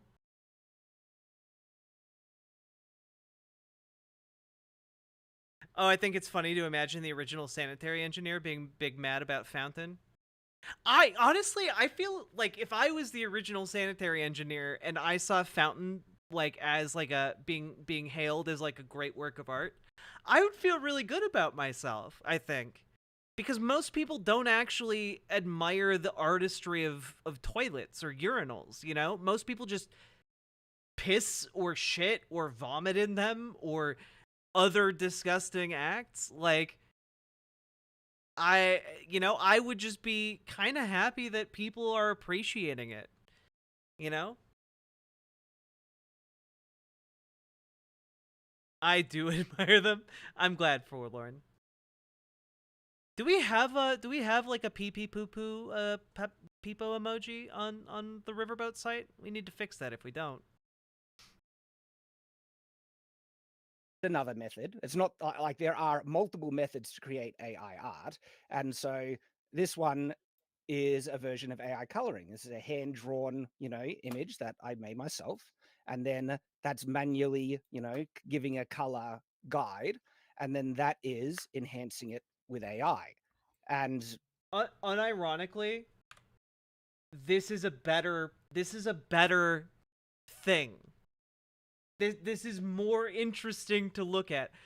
Like it's still bad, but this is a much more interesting piece of work to look at than the other one.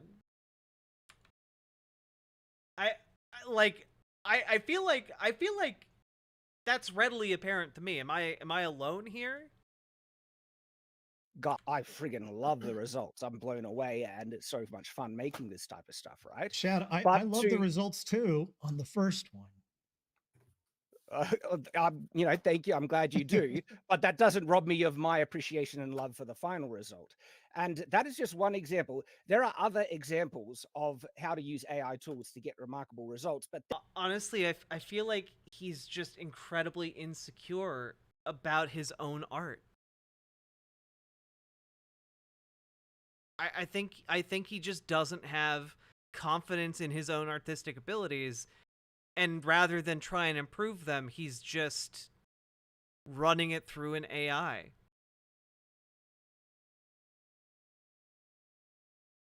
then critics will try and dismiss all the other methods to make it. Like there is this one method, which is How is this man so fantastically lacking in talent?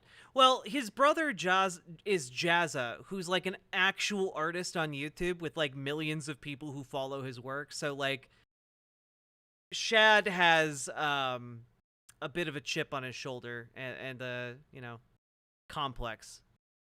is brilliant, where it is real-time generation, where you start digitally painting and it generates and renders a final result as you paint. But then I people will try and use that with Cree. Cree.ai is a common one where you go in there and you type in essentially what you want to do it, and then you draw it yourself. And Also, OS Crane, you should post more of your art in the Discord because I think it's really neat when you guys share your art with each other. every stroke that you do generates a new type of image with it. So you're doing a direct input to that. There's also a thing called ControlNet. Like people break everything down to the large language learning model, so the LLMs, where it's essentially a bunch of images that have been inputted into something. They've been broken down with a bunch of noise and then reconstituted that way. And that's the Midjourney version of it, and that's pretty much what everyone seems to be hanging on to. Where Midjourney is it's probably the more popular one because it's the easiest for people just to use, but it's the one that has the least amount of control. And people who are using it for any sort of commercial type based sort of things, one thing that you will need to know is you need to be able to have a bit of control using something like a ControlNet, where it's the same thing as when you or George are doing your outlines, where you're sketching what you want to do, and then you're then going in and doing your line work afterwards. It's the same thing. It's the same thing like that. You're drawing everything like that before things are placed over the top. So by doing the human input, that meets George's standards. I talked about So it for then like the 5 computer seconds, finishes the chaotic piece kitten. for me. Well, there's no difference Well, between what's that 3D like rendering. Photoshop? You don't. So 3D artists aren't artists then, I'm a 3D because they. artist. Well, no, you're Yeah, not, but- because by your own logic, you're not. You're not going in there and painting every bit of light that's reflecting on that. You're I'm running Grant Gregory coming in hot. a Putting every program. vertex Let's there. do that. I'm unwrapping No. the UVs. I'm animating. I can But do all did you kinds of understand things. the comparison that Greg made? Because there are automated processes to finish art that once the generation happens, they don't have a hand in, like final rendering with 3D models. Yeah, so if I'm doing a 3D game, let's say I'm in game development, which I have been, if I'm not using, say, 3D models, otherwise I would have to have a puppet show. There has to be a computer doing all the calculations. Obviously, it's the nature of interactive entertainment. But let's use the example. No, you no, can, no, do, you can, can you can I just manually finish you it can yet? manually rig everything. And these guys People interrupt still do me. that. Is it just me that gets muted? Just chill out, George. We got you, buddy. I promise. We'll give you the chance to talk. All right. Oh, here we go again. Joe Biden censoring the conservative. I see how it goes. Everyone has the opportunity. All right. Continue, George. Thanks. So there's a chess player from a OS few years Crane, I ago, bet you're Hans doing Niemann. Have like we I heard bet of your this art is name? amazing. I know Hans very I'd love well. to see And more. He got No, in I trouble. haven't heard of him. All right. Well, there's a chess player who used to play in tournaments, and he used AI to help him win chess games. Let's put it this way: do you think he should have been disqualified from tournaments? No, Probably because it was because part of there's his a. training thing. He wasn't But using hang it on. to win. He was using Yeah. it to train. But is entering into a realm that has pre-existing rules. There are actually no hard and fast rules of what defines art or how it should be made. So it's a false equivalence. And the reason why I was jumping on is because you're getting off topic and deflecting from the point that Grant was making, that using automated processes in art doesn't devalue the human input that was taken to get there. Well, here's our It- next prompt. And it Jesus, ties. dude. Yes, George. Oh, he hot. He's coming in hot. Your shirt looks amazing on you. Thank you. I don't know. I really like pulling it out, but I don't want to overuse it, you know?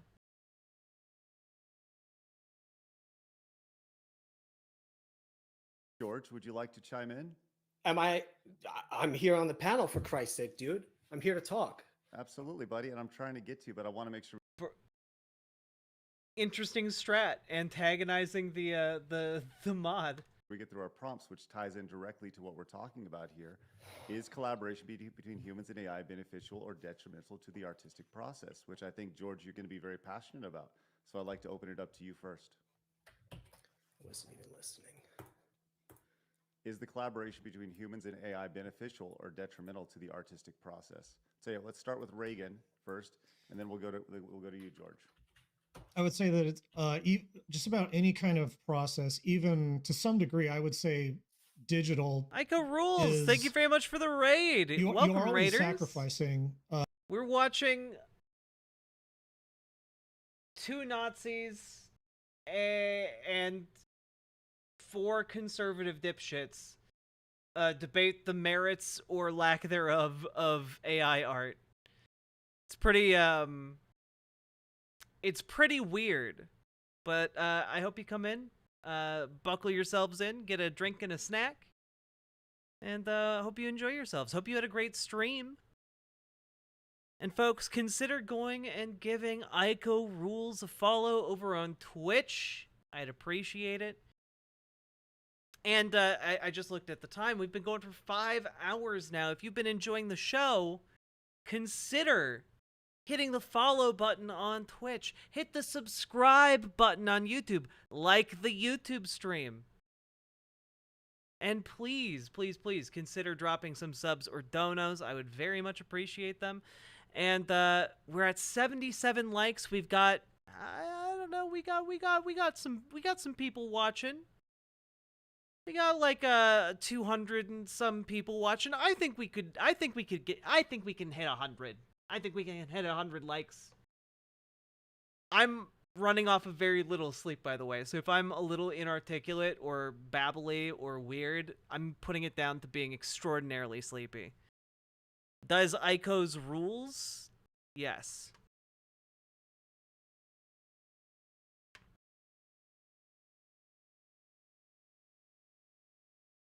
I'm still not over the typing Abraham Lincoln as a samurai into an AI prompt generator, just getting like farm animal pictures. That was really weird.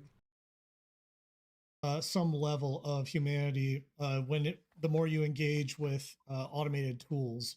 Obviously, when you're drawing in with a tablet in Clip Studio Paint or Photoshop, that still Oh my god. requires a year's worth of manual fine motor skills that you probably trained through traditional means. Still, like, there are some automated processes in there, like, using color sliders and things like that, that for the sake of expediency to get a product out there, we make use of those. That it does require some skill to know, but it doesn't require as much skill as like traditional physical media does. So when you incorporate AI, which does a lot more of the automating process than simply using a few filters in Photoshop to to texture up an image or to use the paint bucket tool to fill in your colors, you're removing so much of the original artist's own hand. Even if you're doing what Shad does, where you're taking a sketch or a line art that you've done, you're feeding it into Stable Diffusion and kind of doing this back and forth dialogue between you and the machine. The end product looks so utterly different from what the actual artist's hand would have looked like that I'm not convinced that it's at that point fully the artist's work. It's kind of this ship of Theseus sort of question. Wait. They turned Gemini's ability to generate humans off because conservatives were throwing fits about it making too many like not enough white people. That's insane. That's insane. God. So I would say it's detrimental in that sense, in that you're sacrificing a lot of the human experience of discovery, challenge, and overcoming by relying more on that automation. I'm not saying that every instance of automation is bad, but I'm saying I think we have to understand that, and I think the people who can appreciate, use automation to beneficial ends probably have a lot more experience in being able to. What I'm trying to, sorry, I'm getting ahead of myself. Basically, if their skill level is down here, but the AI image quality is up here, I don't think that the end result is truly like their work. Yeah, they probably has planted the seed, but I'm not really convinced that it's authentically theirs at that point. So I would say it's detrimental in that respect. Whereas if I could feasibly, let's say I'm for whatever reason, I'm using AI to create something that is just, I don't know, a little bit better than my current skill ceiling, there could be more of an argument made for Jake Huston, some authenticity of ownership there. But even then, that's something I'm very hesitant to do or to advise anyone else to do. Sure. Tell you what, let's go to the pro side real quick, then George will give you a chance to retort in a second. Grant, what are your thoughts? I can agree to a certain point of that. Jake but where's the Huston, line, thanks for though? the raid. That's I the appreciate problem. it. Like, you can say, Thank you. If their original skill levels here and And here, thank you for where hitting is the it? Is follow it button on 20% Twitch. better? It's a if something's gradient. But Good night, okay, Valhalla but Vidya. if it's a gradient, where's the cutoff point? There's always going to be a cutoff point. So it's the fact of the matter is I that don't want to. Do you want me to answer, or because I don't want to interrupt if you guys are, if this is your time. no, I don't care. You can interrupt me. Okay. I'll just jump back in afterwards. So I'm not fussed. Basically, I'm saying it's because of that uncertainty alone that makes it that uncertainty is what makes it detrimental. I know for a fact that everything that I put inside this sketchbook is authentically mine because I drew it completely from start to finish. I can make the same argument with my digital stuff because nobody else is going to be able to replicate that whatsoever unless they are insane enough to dedicate the same level of training and years of practice that I've You found put me because of into it. Whereas Tipster. Well, then you must be a cool person. I appreciate that. Thank you. if what you're doing in AI can be replicated It's okay. pretty dang comparably by anyone else who, can. I hate polite fascists. Yeah, and by the way, this guy is like very, very much a fascist. There's like an entire dossier about his activities on a neo-Nazi forum. It's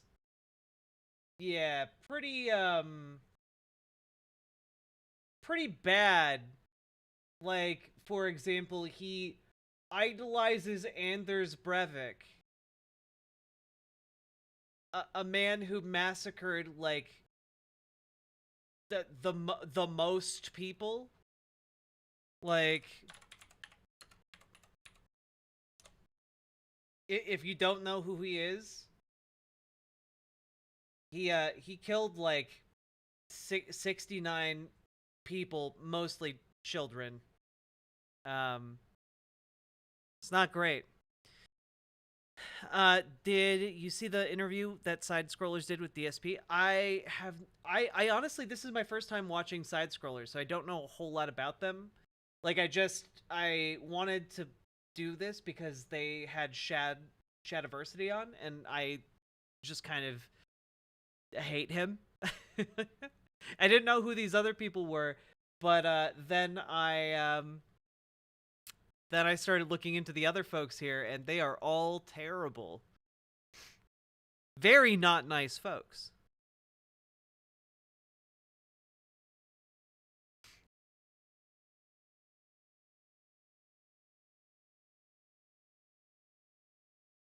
Oh, sorry, he killed 77 people and injured 319 more. He's a very evil man. Snag your JPEGs or whatever. Well, I would every say AI that- image is unique and different. That's the whole thing. Every prompt, every generation, you can never generate the same thing twice. And that That's the whole- infinity, that artificial infinity is, I think that's a big problem. It's basically it's a aesthetic slot machine. But sorry, I'm getting ahead of myself. I want to jump on that because the slot machine thing is Gregory false lost his because channel last year. That's only trying to why? render it down again, oversimplify it to only one type of use or generation of AI art. And your whole kind of discussion here is, I feel, a false equivalence between mediums, because you're trying to compare, you should have this result in digital art, when AI art is its own medium. And your statement that, any AI image can be easily replicated, I'm sorry, I feel that's just genuinely false, because when you get to the very best or even talented, versions of AI art, right, there are things that most AI artists cannot duplicate. And so I have an example here with my own work, right?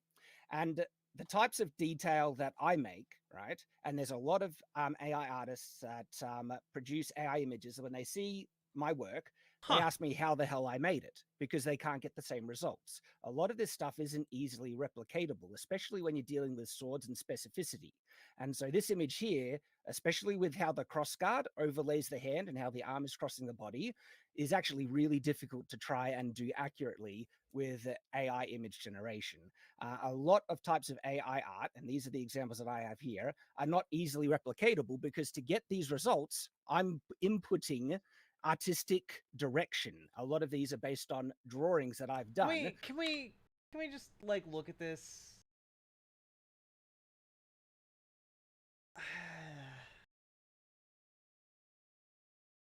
Again, like, in terms of what is better between like this middle one right here, right, and the sketch with some shading, I would take the sketch with some shading over the AI generated model any day. I don't think this looks good. I don't think any of these look good. There's not a consistent style between them. are frankly dull. The proportions, let me put it this way, right? In terms of styling, it's fine if the proportions are off for a sketch like this, right? It's less fine if they're off in like these weird AI finished models. And no, it is sad not equipped, because if he had more faith in himself and his abilities, he could simply refine his style and it would be fine. But rather than work on his skills, he's like spending his time posturing about like how it's so difficult to AI generate art. It's like, well, then instead refine your skill at doing the basic components to make the art you want to make.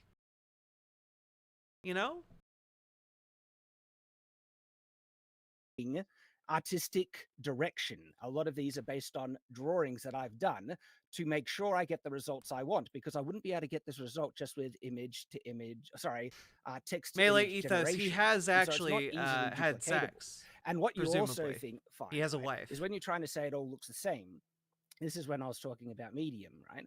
People who actually understand how AI art generation works, when they see my work, they see a general style in my AI generated works because of the way that I make it. And you actually do develop artistic style in the methods that you use when you're making AI art. No. There's not a consistent style between these. At all. Like, the fact that you're trying to argue that you have a consistent style between your AI generated homunculuses, no, you don't. There's a consistent style between like some of your sketches, not in the AI generated garbage. I'm inputting my work. They see a general style in my AI generated works because of the way that I make it. And you actually do develop artistic style in the methods that you use when you're making AI art, because it's its own unique medium. And in terms of shortcuts, okay, I don't think using shortcuts devalues art. Otherwise, hand painters would say digital art is not art because it's just cutting corners and shortcuts. And the amount of shortcuts and time savings that you get in digital painting versus traditional painting, it's a massive leap forward. We're talking hours upon hours of time saved, right? It's crazy. But the interesting thing is the leap from AI over digital painting is actually quite comparable when you get to some of the more difficult elements of AI art generation, where it takes time, it takes effort, it takes talent, right, to get the best results. And so we are seeing its own art form emerging with its own methods, which produce its own styles that, have tremendous artistic input and direction. And I even though it changes from the initial, sketch drawing, but that's the same if I was to sketch a drawing and then paint over it. Because I've transferred mediums, it's going to look vastly different from the hand-drawn thing. And so just the fact that it looks different doesn't rob the fact that it's still human-directed art, right? And that's why I call it AI assisted art, because it's not the computer doing it, it's me using a tool and directing to a result. And the result isn't just some generic AI slop that anyone can, duplicate and do the same thing. It actually ends up being, as when you really dive into it, you start to adopt your own style. And that style is a result and reflective of the artist. And that's why I claim ownership over those results, because of the amount of effort and time and work that I put into it. And so I think that also answers the question, can it truly be creative and produce original works of art? Or is it, have we moved on from that point, that can it encourage artistic development? Yeah, absolutely. Like what I have found when people really dive into AI art, that actually want to get the best results, the natural result is that they end up working on other traditional mediums like drawing, like digital painting and things, because you need those additional skills to make the best AI art. And it encourages people to develop as artists if they really dive into it and want to make the best results. It's really hard for me to just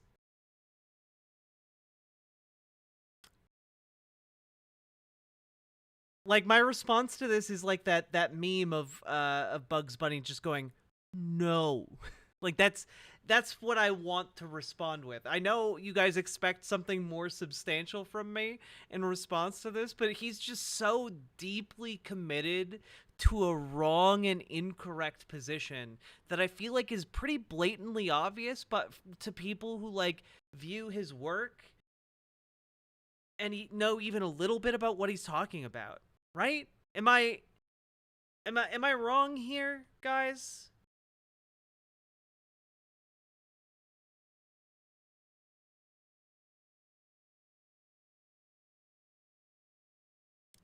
Am I wrong?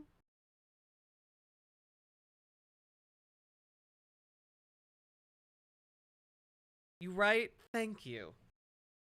All right, thank you, Shad. George, you get the last word on this. Is collaboration between humans and AI beneficial or detrimental to the artistic process?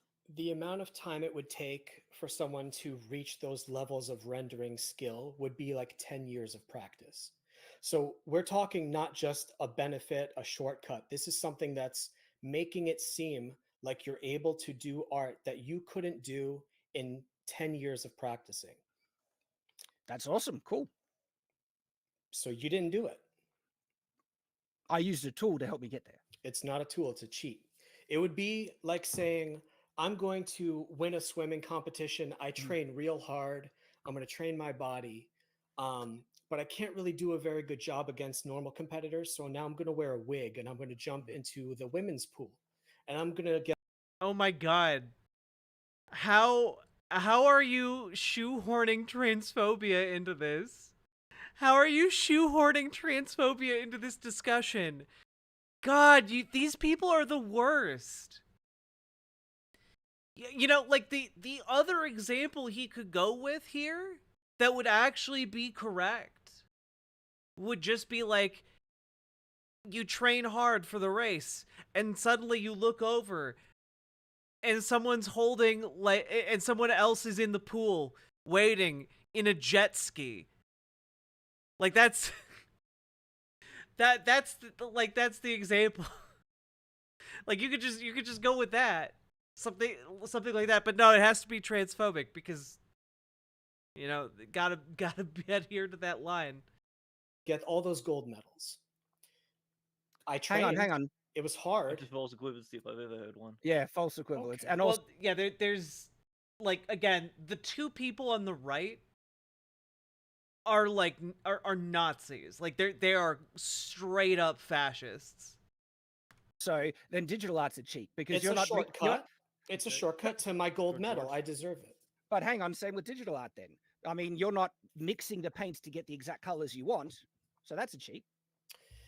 You know, if you learn Photoshop, you'll see why that doesn't make sense. If you learn AI art, you'll see that doesn't make sense. All right, let's go to our next prompt here. George, did you have anything else you wanted to say there?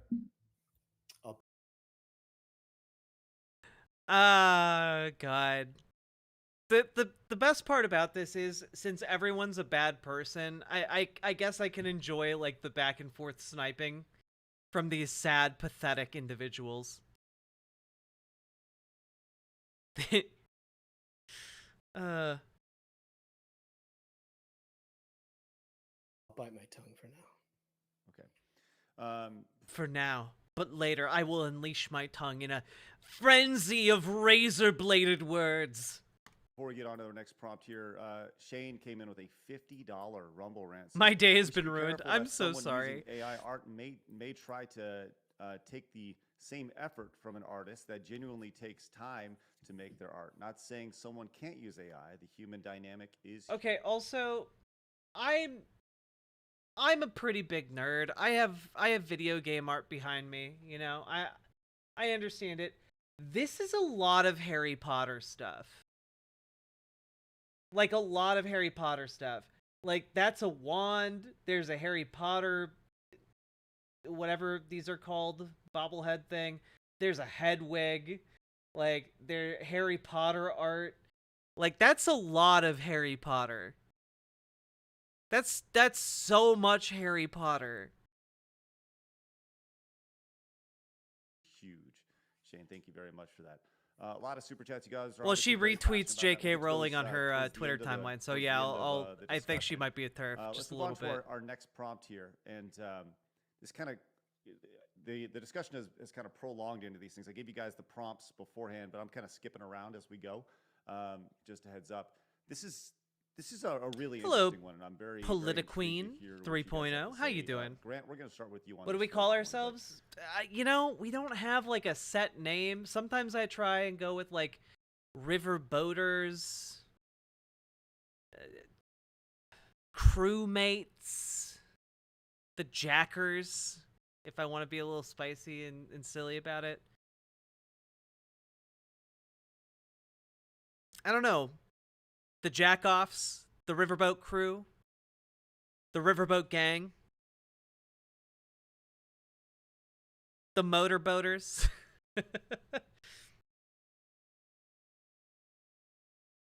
We're a crew of many names and many colorful flags. Welcome, Politiqueen. So who owns the right? I'm okay with to the jackoffs. AI-generated artwork? Yeah, pick your And how should poison. copyright laws be applied in these cases? Is this So when it does comes to Midjourney We can sing sea shanties and drink rum. We'll be sailing up and down the Mississippi. You know, gambling, drinking rum and whiskey, getting into bar fights. owe them when you create an image, or Hey, No, Snogan. that's the beauty of this whole scenario. Technically, no one owns the rights. There was a famous case back where a monkey took a photograph back in, I think it was 1970, and the person who owned the camera tried to copyright said image, but because it wasn't 100% created by a human, it cannot be copyrighted. Can So I jump what in on this happens one, is- George? Sorry, Grant. Sorry. Do you mind if I jump in on that? Because I find the Yeah, I'll just- monkey thing very misunderstood. Yeah. Sorry. Go. Yeah, I'm getting to the next part of the point. So, Mhm.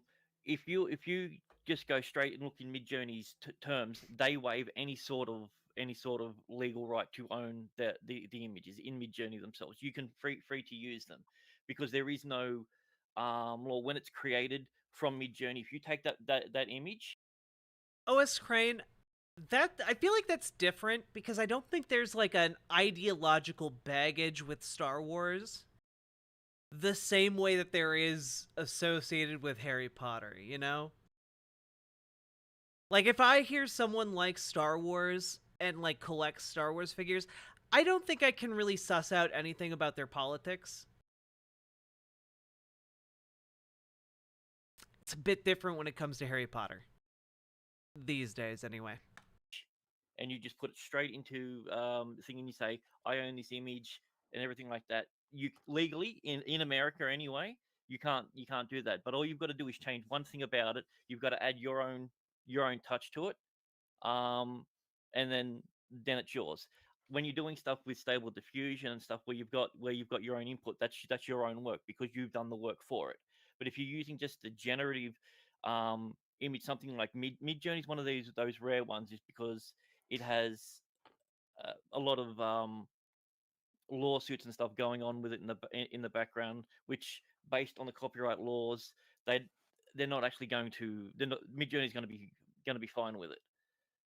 The George? point of Go the ahead, copy Grant. the point of the copyright is that if you just take something from Midjourney straight across without anything else going into it, based on the US copyright law, because when it was written they had no idea of what's going on, technically anyone can use it. It's no one owns the copyright on that. Can I jump? Because I actually think that Briefly, yes. is not determined yet. Because I'm one, saying the based laws- on the current laws that they have. That's what I'm saying, because the Well- laws haven't caught up to the technology yet.